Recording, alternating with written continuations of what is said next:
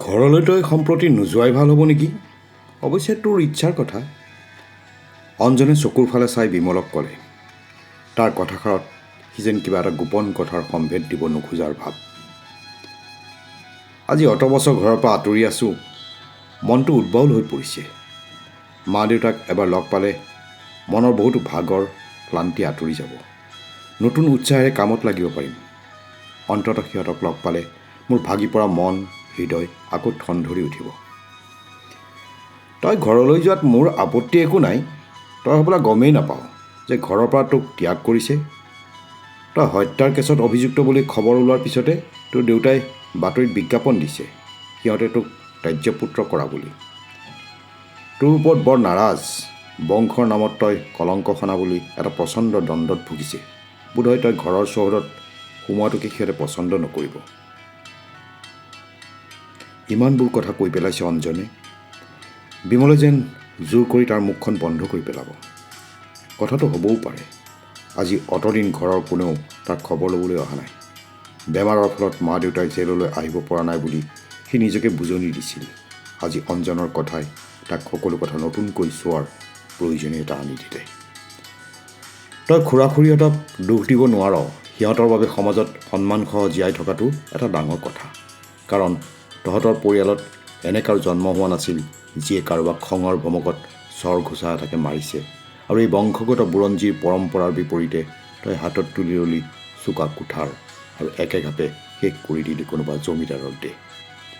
তই যি আদৰ্শৰে কথা নকওঁ, যি সংগ্ৰামৰ ৰণনীতিৰ ছত্ৰছায়াতেই আত্মৰক্ষাৰ আশ্ৰয় নলওঁ কিয়, মুঠ কথাত ই এটা হত্যাকাণ্ড। এজন মানুহক শিৰচ্ছেদ কৰাৰ অপৰাধ।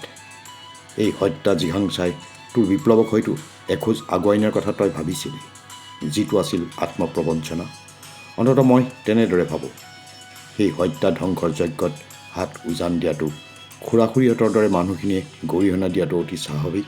আৰু এইটো স্বাভাৱিক যে সিহঁতে তোক ঘৰৰ পৰা ত্যাজ্যপুত্ৰ কৰি সকলো সা সম্বন্ধৰ ঠুনুকা দোল ছিন্ন কৰি পেলাইছে। ইমানবোৰ কথাই বিমলক টলাব পৰা নাই। তাৰ বাবে গোটেই কথাখিনি সাঁথৰ হৈ পৰিছে যে কি ধৰণে ঘৰৰ মানুহখিনিয়ে তাক পাহৰি পেলাব পাৰে। সি মানি লৈছে তাৰ মাক দেউতাকৰ আদৰ্শ বা নীতিৰ সৈতে তাৰ ভিন্নতা আছে। সি বাছি লৈছে অন্য পথ, যি পথেদি সি বাট বোলাৰ সংকল্প লৈছে আৰু সমাজ পৰিৱৰ্তনৰ নামত শপত খাইছে। এনে ভিন্নতাই তাৰ আৰু মাক দেউতাকৰ মাজত থকা আজন্ম সম্বন্ধৰ সূত্ৰ কেনেদৰে ছিগি পেলাব পাৰে। তাৰ জন্ম মুহূৰ্ত, শৈশৱৰ ধেমালি, কৈশোৰৰ দুষ্টামি, নিৰ্ভেজাল প্ৰেম মোহ, এইবোৰ এনেদৰেই বাষ্পীভূত হৈ যোৱাটো সম্ভৱনে? ঘৰলৈ অহা নহাটো তই ভাবি চাবি, কিন্তু এবাৰ সবিতাক তই মাত দি যোৱাটোত তাই বৰ শান্তি পাব। মাজে মাজে এতিয়াও তাই সেই সন্ধ্যাবোৰৰ কথা কয় আৰু বৰ তৃপ্তিৰে আপ্লুত হয়। কয় কোনোবাই আপোন কৰিবলৈ বিচৰা বুলি মনলৈ অহা ভাৱটোৰ সমান সুখদায়ক অনুভূতি আৰু একো নাই। অঞ্জনে কথাখিনি শেষ কৰিছে। নিৰ্মালীৰ ল'ৰাটোৱে আহি কৈছে, এতিয়া যাব পৰা যায়। আৰু অঞ্জনে বিমলৰ পৰা বিদায় লৈ আঁতৰি গৈছে। যাবৰ সময়ত তাক আকৌ মনত পেলাই দিছে সি যেন সবিতাক মাত এষাৰ লগাই আহে। অঞ্জন আঁতৰি যোৱাৰ কেইমিনিটমান হয়তো হৈ গ'ল। বিমলে একেথৰে অঞ্জন নিৰ্মালীৰ ল'ৰাৰ সৈতে হাতত দৰৱৰ পেকেটটো লৈ খোজ কাঢ়ি তাৰ পৰা অদৃশ্য হৈ যাব ধৰা দৃশ্যটো চাই ৰ'ল। নিশ্চিত মৃত্যুক হাত খাবতি অন্তিম ক্ষণলৈ প্ৰতীক্ষা কৰি থকা সবিতাক সন্মুখত ৰাখি প্ৰত্যেকটো প্ৰহৰ কটাই দিব ধৰা অঞ্জনৰ স্থিতপ্ৰজ্ঞতাত বিমল মোহিত হ'ল। স্কুলীয়া দিনত সি ভাবিব পৰা নাছিল যে অঞ্জন নামৰ ল'ৰাটোৱে এটা সময়ত এনে দুৰ্যোগ দুশ্চিন্তাৰ বিৰুদ্ধে ইমান সাহসেৰে সতল প্ৰাচীৰৰ দৰে থিয় দিব পাৰিব। নিয়ন্ত্ৰণ বহিৰ্ভূত পৰিস্থিতিৰ তাগিদাত হয়তো মানুহে বহুতো কথা সহ্য কৰি যোৱাৰ ক্ষমতা আহৰণ কৰে, বিমলে ভাবিলে। সি নিশ্চয় এবাৰ সবিতাক মৃত্যু খেতেলিত চিৰনিদ্ৰাত বিশ্ৰাম লোৱাৰ আগতে চাই আহিব লাগিব। কিন্তু সি কেনেদৰে তাৰ নিজৰ ঘৰলৈ ফিৰি যাব, যিখন ঘৰত এতিয়া সি পৰিত্যক্ত আৱৰ্জনাত পৰিণত হৈছে? বিমলৰ মন এক প্ৰচণ্ড দুখে থানবান কৰি দিলে।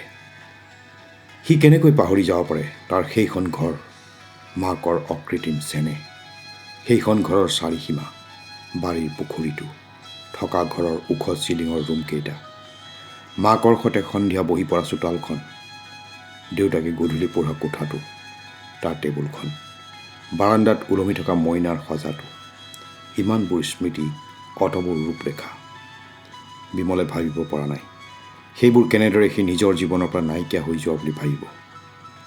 তাৰ জীয়াই থকাৰ উৎসাহ উদ্দীপনাত সেইবোৰ স্মৃতি আনি দিছিল অতুলনীয় অৱদান। ঘৰখনৰ মৰম সম্পৃক্ত স্পৃহাই তাক বাৰে বাৰে কৈছিল, তুমি ওলাই আহা বন্ধ প্ৰাচীৰ ভাঙি। আৰু কৈছিল, অৰূপাই, তোমাৰ ঘৰৰ মানুহখিনিয়ে আকুলতাৰে প্ৰতীক্ষা কৰিছে তোমাৰ জীৱনৰ, তুমি তেওঁলোকৰ মৰমৰ প্ৰতিদান দিবলৈকে ইয়াৰ পৰা আঁতৰি যোৱা। কোনে কাৰ প্ৰতীক্ষা কৰিছে ইয়াত? বিমলৰ মুক্ত কণ্ঠে চিঞৰি কথাষাৰ সুধিবৰ মন গ'ল। ঘৰৰ মানুহখিনি, যিখিনি আটাইতকৈ তাৰ আপোন, যাৰ জৰিয়তে সি জীৱন লব্ধৰ আহ্লাদ পাইছে, সেইখিনিৰ বাবেই সি এতিয়া অনাহুত ব্যক্তি। প্ৰচণ্ড দুখ আৰু ক্ষোভৰ বাতাৱৰণে তাৰ মনটো অশান্ত আৰু অস্থিৰ কৰি তুলিলে। এই দুখভাৱে ভাৰাক্ৰান্ত কৰি দিয়া বিমল নিজৰ অগোচৰী বেঞ্চখনত বহি পৰিল। সি যেন সম্পূৰ্ণ বিধ্বস্ত হৈ পৰিছে এনে লাগিল তাৰ। কিন্তু সি এনেদৰে ৰৈ থাকিব নোৱাৰে।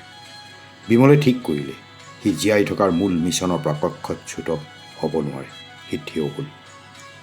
ৰাজপথত আৰম্ভ হ'ল তাৰ ভাগৰুৱা ভৰি দুখনৰ সঞ্চালন। সি মানুহৰ ভিৰ ভাঙি আগবাঢ়ি গ'ল।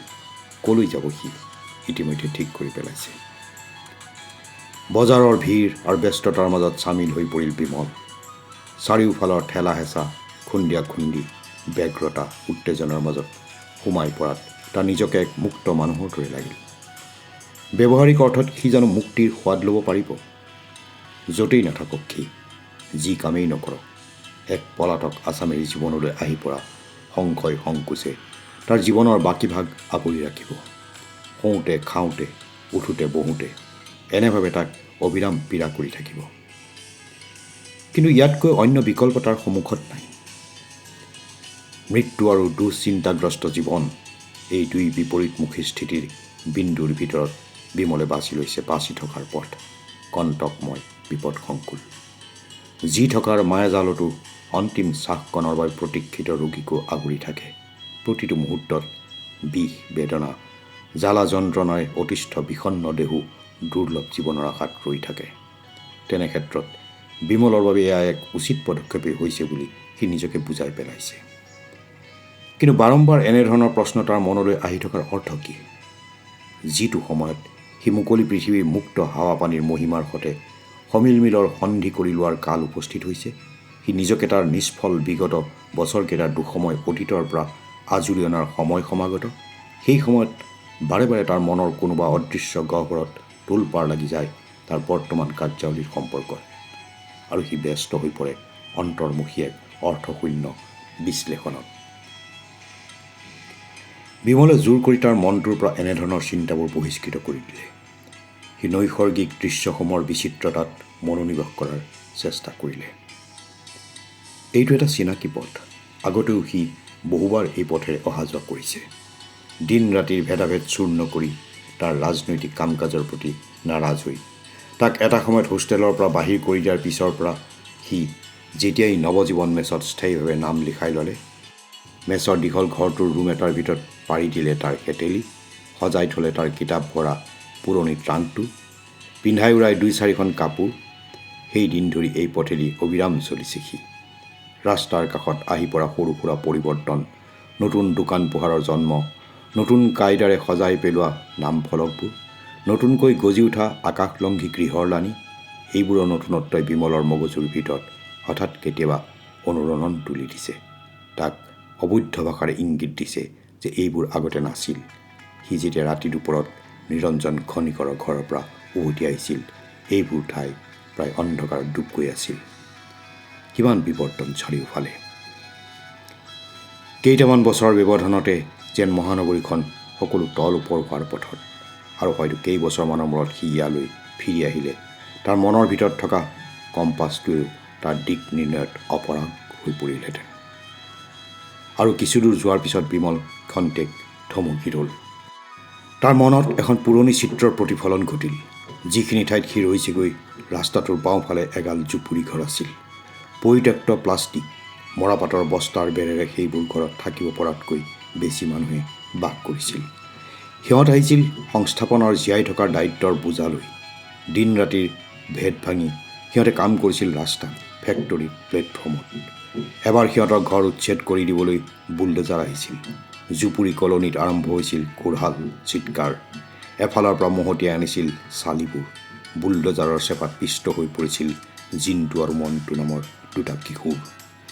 প্ৰতিবাদৰ জোৱাৰ উঠিছিল। পুলিচৰ ফায়াৰিং হৈছিল, লাঠি চলিছিল। আগবাঢ়ি আহিছিল নিৰঞ্জন খনিকৰ, নীলকান্ত, দীপক, ডম্বৰু, বিমল, পাছে পাছে নিঃকিন নিশ্চৰ দল। বিমলে আকৌ খোজ আৰম্ভ কৰি দিলে। সেইখন আছিল এখন হাৰি যোৱা ৰণ। তেনে এক যুদ্ধক্ষেত্ৰৰ দৃশ্য মূৰৰ পৰা আঁতৰাবলৈ বিমলৰ ভৰিৰ খোজত তীব্ৰতা আহি পৰিল। কিন্তু সি গম পাইছে যে মানসিকভাৱে তাৰ গতিবেগ তীব্ৰতৰ কৰি পেলালেও সি এক হেলুচিনেশ্যন, মায়ামোহ। কাৰণ তাৰ খোজত দুৰ্বলতা আহি পৰিছে। প্ৰতি মিনিটত সি যাব পৰা দূৰত্ব টুটি আহিছে। ভোক পিয়াহৰ বৰ্ধিত অনুভূতিয়ে তাক ইতিমধ্যে কোঙা কৰি পেলাইছে। তাৰ শাৰীৰিক শক্তি হ্ৰাস হৈ আহিছে। প্ৰতিটো খোজ সি বৰ কষ্টেৰে পেলাব লগা হৈছে। সময় কিমান হ'ব পাৰে তাৰ বিশেষ ধাৰণা এটা নহ'ল। বেলি মূৰৰ ওপৰৰ পৰা ভালেখিনি কৌণিক দূৰত্ব অতিক্ৰম কৰি আঁতৰি পৰিছে। সুবলৰ দোকানৰ চাহকাপ আৰু খোৱা বস্তুখিনিয়ে তাৰ দেহৰ ভিতৰত যোগান ধৰা ইন্ধন সম্প্ৰতি নাইকিয়া হৈছে। ভৰিৰ কলাফুলৰ ভিতৰ বিষৰ প্ৰকোপত বাঢ়ি গৈছে। তথাপি গতিশীল হৈ থকাত বিমলৰ সমস্যা হোৱা নাই। তাৰ বাবে যিহেতু গন্তব্যস্থল নিৰ্ধাৰিত হৈ আছে, তাৰ দেহৰ অংগ প্ৰত্যংগই অসহযোগ কৰিলেও সি ধীৰ স্থিৰ গতিৰে এটা সময়ত তাৰ লক্ষ্যত উপনীত হ'বই। এনে এক ধাৰণাই তাৰ মনটো প্ৰফুল্লিত কৰি তুলিলে। সি গম পোৱা নাছিল যে মনৰ ভিতৰত থকা সংবেদনশীল চেঞ্চৰ যন্ত্ৰটোৱে কেতিয়াবাৰ পৰাই পথৰ মাজত থকা কালভাৰ্ট এটাৰ সন্ধানত সক্ৰিয় হৈ আছিল। কাৰণ ঠিক ঠাইখিনি পোৱাৰ লগে লগে বিমলৰ মনত এক সাংকেতিক ইংগিত আহি পৰিছে যে ঠিক এইখিনি ঠাইতে ৰাস্তাটোৰ বাওঁপিনে ঘূৰিছে আৰু সি ঠিক বাওঁফালৰ ৰাস্তাটোৰে এতিয়া আগবাঢ়িব লাগিব। মেচিনৰ স্বয়ংক্ৰিয়তাৰে বিমল বাওঁফালে ঘূৰিলে। তাৰ অকণো ভুল হোৱাৰ সম্ভাৱনা নাই। পৰিৱৰ্তন নিশ্চয় আহিছে। সেইবুলি তাৰ খোকোজা লাগিব লগাকৈ বিশেষ একো ধৰণৰ নতুনত্ব ইয়াত আহি পৰা নাই। তাৰ লক্ষ্যস্থল যিমানেই ওচৰ চাপি আহিছে তিমানেই বিমলৰ মনত স্ফূৰ্তিৰ ভাৱ এটা ঘনীভূত হ'বলৈ ধৰিছে। প্ৰথমবাৰৰ বাবে অৰূপাৰ প্ৰতি কৃতজ্ঞতাৰে তাৰ মনটো ভৰি গ'ল। কোনো আৰ বেৰ নথকাকৈ নিশ্চিত হ'ল যে এই ধৰণৰ মনৰ সন্তুষ্টিৰ মূল কথা হ'ল সি আখৰে আখৰে অৰূপাৰ নিৰ্দেশনা মানি লোৱাটো। আজি কিছুদিন আগলৈকে তাৰ মনত জীৱন স্পৃহা কেনেধৰণৰ উপলব্ধি সি বিশেষ ধৰণে অনুভৱ কৰিব পৰা নাছিল। নিৰঞ্জনৰ ঘৰ পোৱাৰ কিছু আগতে তাৰ সেই সম্পৰ্কত স্পষ্ট ধাৰণা আহি গ'ল। ডম্বৰু, নীলকান্তহঁতক হেৰুৱাই বিমল যিমানখিনি হতাশ হৈ পৰিছিল, নিৰাশাৰভাৱে তাৰ মনৰ বৃহৎ অংশ এটাত সন্দেহ সংকোচৰ বীজ সিঁচি দিছিল, সেইবোৰ নিমিষতে তাৰ মনৰ পৰা নাইকিয়া হৈ গ'ল। তাৰ অবিহনে য'ত যিখিনিৰ অভাৱ হৈছিল সেইখিনি এতিয়া নিৰঞ্জনৰ সৈতে লগ লাগি পূৰাই পেলাব লাগিব, বিমলে ভাবিলে। লক্ষ্যপ্ৰাপ্তিৰ উত্তেজনাই তাৰ দেহ মন কিছু আগলৈকে আসন্ন কৰি ৰখা ভাগৰ, ক্ষুধা, তৃষ্ণাক নিৰ্বাসিত কৰিলে। তাৰ খোজৰ গতি ক্ৰমাৎ তীব্ৰতৰ হৈ উঠিছে। বিমলৰ মনত এতিয়া কোনো ধৰণৰ শংকাৰ বাতাৱৰণ নাই। যি মুহূৰ্ততে সি নিৰঞ্জনৰ ছত্ৰছায়াত সোমাই পৰিব, তাৰ ঘৰৰ চৌহদত প্ৰৱেশ কৰিব, তাৰ সৈতে আধৰুৱা কামত হাত দি দূৰ দূৰণিৰ গাঁৱৰ মানুহখিনিৰ সৈতে মিলি পৰিব, সেই মুহূৰ্ততে বিমললৈ আহি পৰিব এক ফুলপ্ৰুফ পূৰ্ণ নিৰাপত্তাৰ আশ্ৰয়।